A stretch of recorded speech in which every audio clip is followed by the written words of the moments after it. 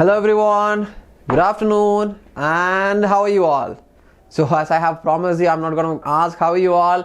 कैसे है सब लोग? So I hope everyone is doing good, awesome, really great I hope, right? And let me ask you one more thing. How was your Valentine's Day? Right? Did great, met so much of lovely people from your life, I hope. So let's not discuss about it because our exams are going to come, right? And we have lot much to discuss about the physics. And so before going into that topic, let me tell who this particular person is who is talking from here. Myself Ameer Basit, master teacher of JEE Physics at Vedantu. You can call me Ameer for anything and everything, but only for physics, right? Okay. So I'm really sorry I have to say this because I couldn't come online this time, so this will be a recorded video, so don't worry at all. I'll make sure that all this particular questions what we are going to discuss in today's class, I'll make sure that you will be understanding it without any doubts. Okay, so as everyone knows, we are here as a part of 12th sprint to discuss previous year questions chapter by chapter, and we have done all the chapters except two more things, which is nuclei and semiconductors, where nuclei we are going to do it today.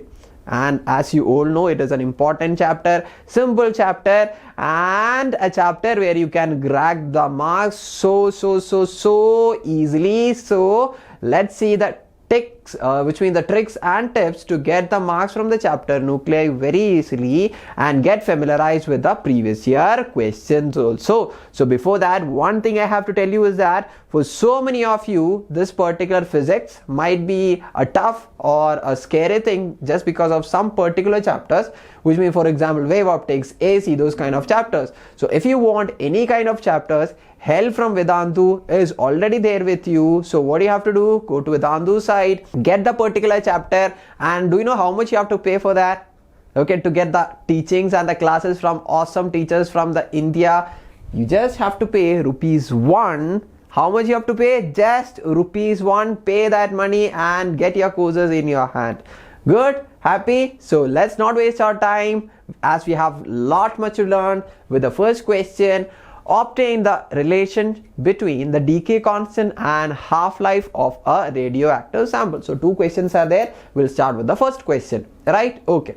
So the relationship between decay constant and half-life. So you should have to know this particular equation. The equation gives the current number of particles which is still available in the radioactive sample after an amount of time. So if n correspond to number of particles after a time of t, it is equated to n is equal to n naught. N naught is the number of radioactive particles at the initial time. When the time is 0, it was n naught into e power minus lambda into t. This lambda, which is a constant, is called as the what constant? Radioactive decay constant. A relationship has to be found between the lambda and what? Half-life. What do you mean by half-life?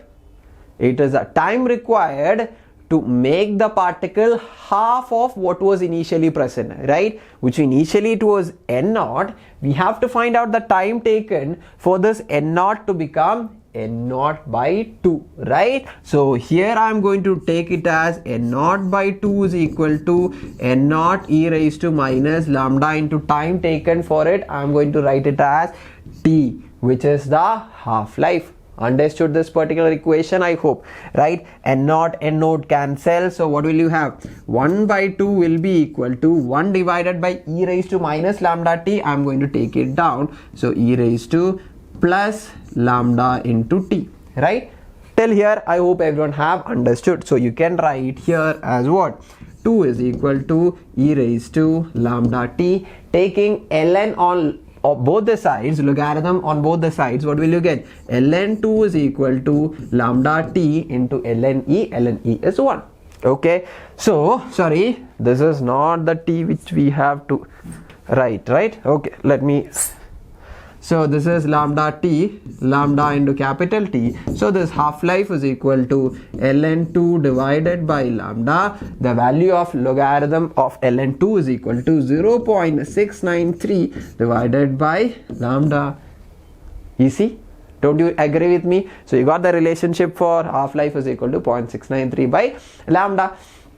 Next question, what is it?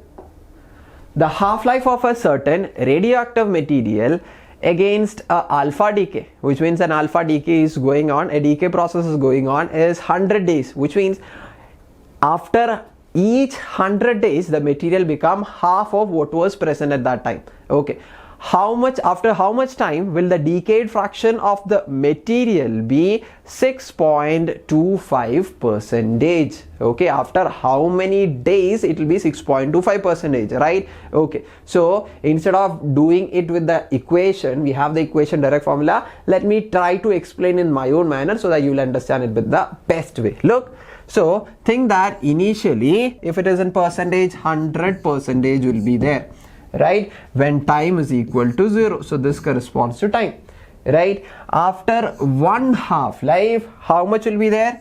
It will become half of this, right? Okay, after two half-life, which means after one more half-life period, what will it become? 50% will become half of this, which means 25%. After three half-lives, one more half-life time is gone, so this will become again half of this, which is 12.5. After one more half-life, after four half-life, okay, how much this will become? Half of this, which is 6.25, which means if this material is getting time which is equivalent to 4 times the half-life period, it will become 6.25% of its initial quantity. So half-life is given as 100 days. So as it is taking this 4 half-lives, it will be how much? 4 into 100. How much it is? 400 days will be taken by this particular material, so that the material will become 6.25% of its initial value. All good? Happy? I hope everyone can see the board and have understood, right? Then why waiting? Next question is waiting for us. Next question. What is that in the question? What characteristic property of a nuclear force explain what? The constancy of binding energy per nucleon in the range of mass number A lying between 32 and 70. So the question is, on the basis of nuclear force, we have to explain why the binding energy per nucleon is lying as a constant in between the mass number 32 and 70. For that, first let us draw what? The graph between binding energy per nucleon. Okay, the graph between what and what we are going to draw? We are going to do the graph between binding energy per nucleon, and here you have the mass number, right? Mass number, I'm going to write it as A. So initially when this graph was plotted, we will be seeing that the binding energy per nucleon increases till the mass number becomes how much? 30, right? After that it is remaining almost as a constant till it becomes 170, right? So they are asking you why the binding energy per nucleon is remaining as a constant in between the mass numbers, right? That is a question. So we'll see what does this binding energy per nucleon is corresponding to. What do you mean by the binding energy per nucleon? It means the amount of energy which is emitted by each nucleon in a nucleus. Okay, each nucleon in a nucleus whenever that nucleus is formed, or for attaining the stability of that particular nucleus, the amount of energy released by each nucleon is called as binding energy per nucleon. So if more amount of energy is being released means the binding energy per nucleon is more. If binding energy per nucleon is more means it means what? The stability of that particular nucleon is more. Which means binding energy per nucleon is more means it is directly proportional to stability, and stability is more. Now we have to see why stability is almost remaining as a constant between the mass numbers 32 and 70. So we made the question as such. Okay, now let us look into the factor of what nuclear forces, right? Supposing that if you are having a nucleus which is almost having a mass number of 10. Okay, so if you take a single nucleon, which means a proton or a neutron, that will be surrounded by how many nucleons around it? 9 number of nucleons, right? Okay, so in between these two nucleons, in order to make it compact inside the nuclear space, what is there? We are assuming that a force is there which is called as nuclear force. So the nuclear force is actually binding those nucleons. And one more property of the nuclear force is there. What? It is a short range force, which means if the distance between nucleons is less only, the nuclear force will be acting. Right? Okay, so now the 9 number of this particular nucleon can come around the 10th nucleon, so which means it will be in the nuclear range. Nuclear force attracts, and as we long, if you increase the mass number from 10 to 20 till 30, all the nucleons which is surrounding this particular nucleon will be in the nuclear range and can increase the nuclear stability. Force increases mean binding force increases means binding stability increases, right? Stability increases mean binding energy per nucleon increases, right? So nuclear force is increasing, and as so binding energy per nucleon is also increasing. Now it became 30. Once the 31st nucleon is being added to the nucleus, it cannot come in the nuclear force within this central nucleon. So what will happen? The nuclear force won't be felt by this nucleon, which means that stability force is not there if the 31st nucleon is getting added up. If the force is there, will the stability increases? No, the stability will be same as what was there with the 30 nucleons around it. Right? So the nuclear force will always be remaining the same after the mass number increases from 30 till 170. As the nuclear force is remaining as a constant, as the nucleons are not coming in the nuclear range, binding energy per nucleon will also be remaining as a constant. All good. I hope everyone understood till here, right? Okay. Next, show that the density of nucleus over a wide range of nucleus is a constant and independent of mass number. We have to prove that density of the nucleus is a constant which is not or independent of the mass number. How will you do that? Write the basic formula for density. Formula for density, what is it? Everyone knows. Density is equal to mass divided by volume. Think that you are having a nucleus. This is a nucleus, not the atom. Okay, nucleus mass number is A, atomic number is Z. Okay, so what will be the total mass? Total mass will be equal to mass of a single proton or a neutron, I am writing it as small m, into total number of the nucleons, which is equal to the mass number A, right? That is the mass. Volume is equal to volume of the sphere, which is 4 by 3 pi r cube. What is the formula for radius of a nucleus? Which is r naught into a power 1 by 3, right? So r naught a power 1 by 3 the whole cube, right? So what will happen? Am divided by 4 by 3 pi r naught cube into a raised to 1 by 3 the whole 3 is a cancel. Then rest of the things what you can see, mass of a proton 4 by 3 pi r naught cube, all is a constant, which says density of a nucleus is a constant. All good? Happy? I think it was a nice question for you all, right? Good. Next question, let's see what is waiting for us. First question, draw a plot of potential energy of a pair of nucleons as a function of their separations, which means the distances between the particles and the potential energy is a graph that has to be plotted. Mark the regions where the nuclear force is attractive, repulsive, and write two characteristic features of nuclear forces. Okay, nuclear forces characteristic features, we can start this question by answering that what are the characteristic features of the nuclear forces? It is the highest or the strongest forces among all the forces available in nature, right? Then it is always attractive in nature. Then it is independent of the charges, which means the forces that is happening between proton and neutron and neutron is the same, right? So these are the characteristics of nuclear forces. Now the question what is left is plotting a graph between what and what? Potential energy and the separation between two nucleons. So let's draw it. So this is the graph. Here I am drawing the potential energy, right? So here I have the zero value of potential energy.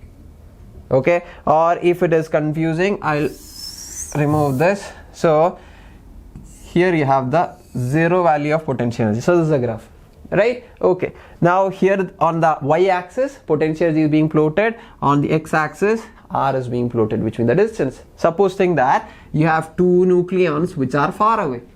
If the two nucleons, which means a proton or a proton, neutron and a proton, whatever it is, if it is too far away, will the nuclear force act between them? No, because it is far away, nuclear force is a short range force, right? Okay, so as there is no forces acting between the nucleons, will there be any potential energy between them? No potential energy, it is zero potential energy, right? Because two nucleons are not interacting at all, so nothing is there in between. So the stability is independent, right? It doesn't have any connection. Once we start bringing it closer, once these two nucleons enter into the nuclear range, what will happen? Nuclear force will start to act. Okay, initially a small number of nuclear force will be acting. So once the nuclear force acts, the stability will increase. As the stability of those two nucleons increases, what will happen? The energy has to decreases, right? So if the distance is getting closer, initially the potential energy will be zero. Once the distance get closer, what happens? The potential energy start to reduce, which means it goes to the negative, right? Look, distance is getting reduced, potential energy is decreasing and reaches the minimum value of energy, which means the potential energy will be minimum, which means that much of energy is being lost and it has achieved the maximum stability. So now the two nucleons are very close, which is almost about to touch. In the case of nucleons we are talking about, it can be two protons also, right? Between the two proton, what force is also there? Electrostatic force of repulsion is also there, right? Okay, so once we are bringing it more closer, this electrostatic force or repulsion will start coming into play and it will have a larger domination when we compare to the nuclear force within this smaller range or in this smaller distances, and also the nucleus will also start to collide each other. So what will happen? The stability is getting reduced. Okay, if the stability is getting reduced means the energy will be more, right? Energy is less, stability is more. Now the stability is less, energy will be more, which means if you try to decrease the distance between them further, the energy will start to increases, right? It will start to increase.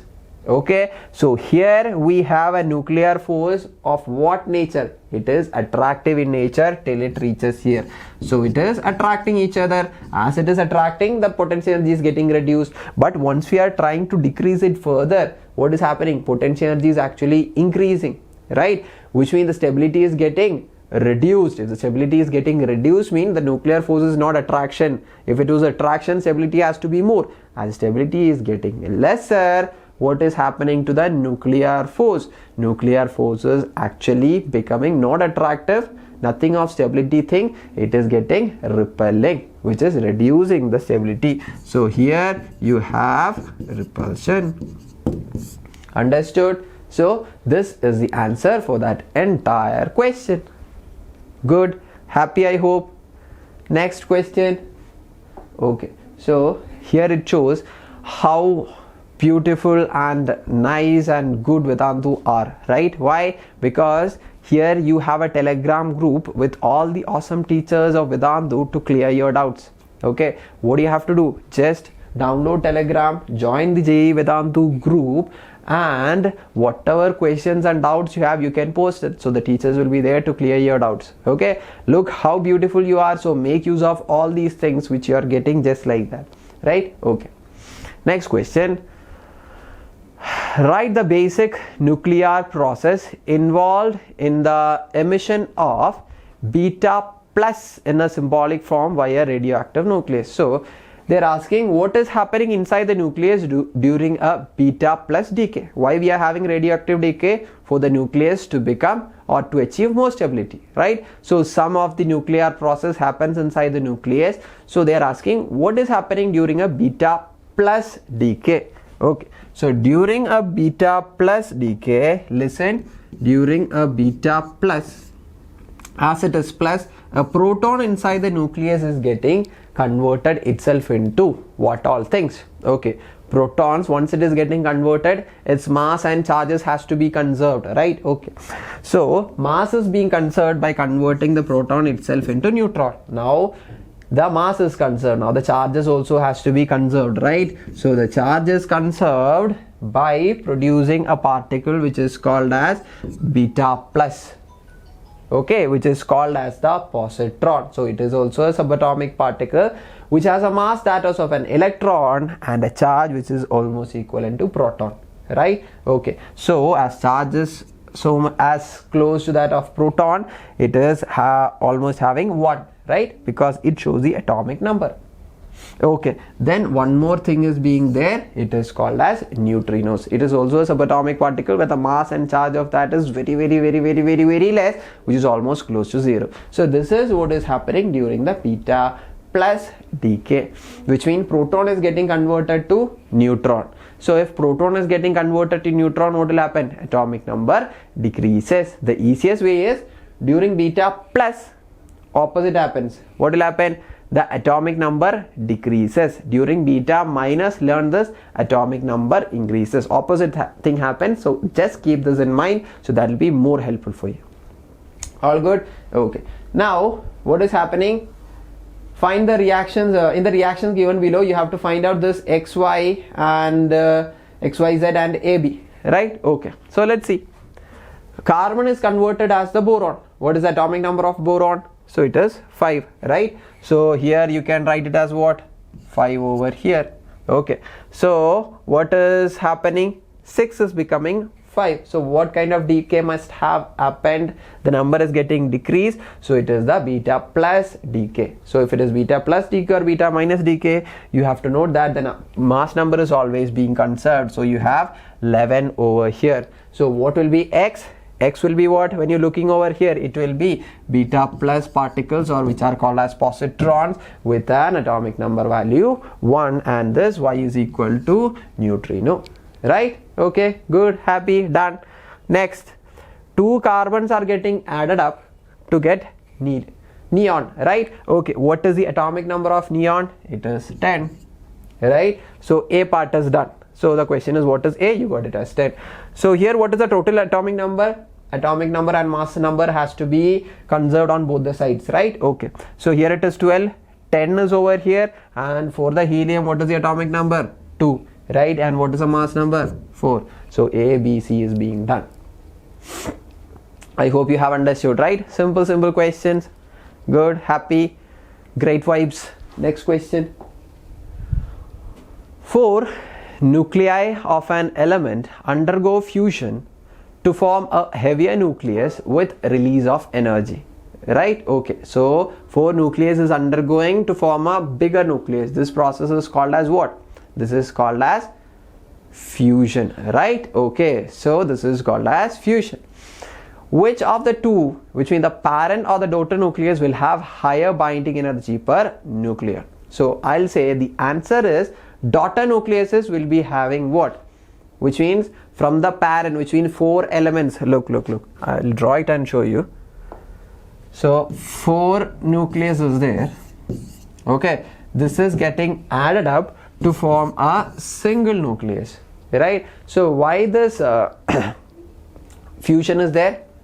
Why this fusion has to be happening between the nucleus? So the fusion or the addition of the nucleus to form a daughter nucleus, which means this is the parent nucleus and this is the daughter nucleus, is in order to attain the stability, right? Okay, so from parent, daughter nucleus is formed to attain the stability. If stability is there, means what should be there? The binding energy per nucleon has to be larger, right? Okay, so in the fusion process, the binding energy per nucleon or binding energy is greater for the daughter nucleus.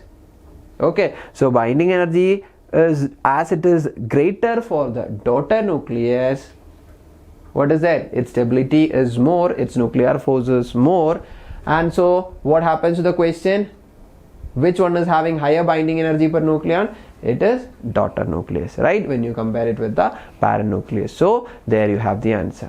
Okay, good, happy guys. I hope you have understood till here, and I hope you guys are having no more doubts on this question. And if you guys have enjoyed, and if you don't have any more doubts in this particular session, I just want to show you an awesome thing which is made by Vedantu. So these are the results which is made by Vedantu in the 2019 in the JEE Advanced.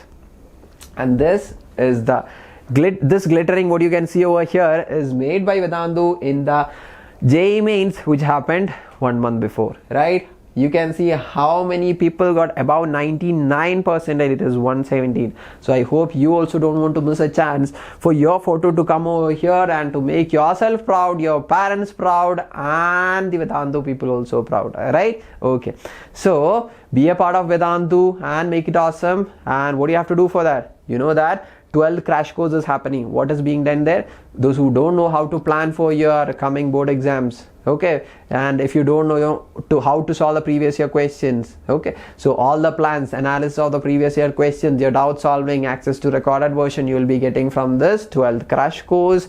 And what do you have to do for that? Go to this link, what you can see over here. Use the magical code. It is magical code. I'll tell you why it is magical code, AMECC. Once you apply this crash course, which actually cost 12,000 rupees, you will be getting in your hand just for 3,799. Oh my god, how magical it is, right? The power of that code. Okay, so use it and be a part of Vedantu and make your life awesome. So what I want to tell you is, guys, I hope you have understood this particular chapter. I hope you have understood my way of explaining the things, right? If you have enjoyed everything, what does it say? Don't forget to hit the like button. And if you think that this is useful, don't forget to share it with your friends and let them know that this particular series is happening. And the last part is the thing which I have to tell you, guys. Don't forget to subscribe. So for all these things, for all these initiatives what we are taking just to teach you something, okay, we are only asking for you to spend 1 or 2 seconds of your lifetime and to hit the subscribe button, okay? So don't forget to do that, and you're gonna get a lot much of benefits. You'll get the notification of all my classes, and not only my classes, all the classes which is happening from the channel JEE Vedantu from fabulous teachers, right? Okay, so bye guys, wishing you a good luck for your exams. Until we meet next time, take care.